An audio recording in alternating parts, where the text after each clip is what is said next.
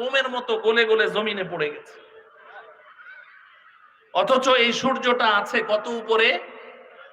বলেন বলেন, 9,30,00,000 মাইল উপরে। এত উপরের সূর্যের তাপ আমার আপনার বরদাস্ত হয় না। সেই সূর্যটাকে হাসরের দিন আল্লাহ রব্বুল আলামিন বলবেন, সূর্য তুই নিচে নেমে আয়। সূর্য কার হুকুমে চলে? আল্লাহ পাক হুকুম করবেন, নিচে নেমে আসো, নিচে নেমে আসো।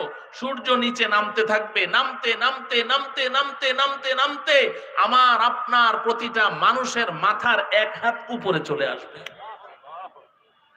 এবার একটু কল্পনা করুন তো, এই সূর্যের তাপে মানুষের অবস্থা কি হবে? সবগুলো মানুষ এই সূর্যের তাপের নিচে থাকবে।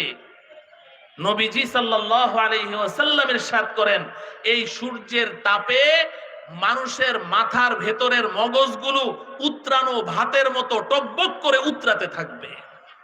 শরীর থেকে দুর্গন্ধ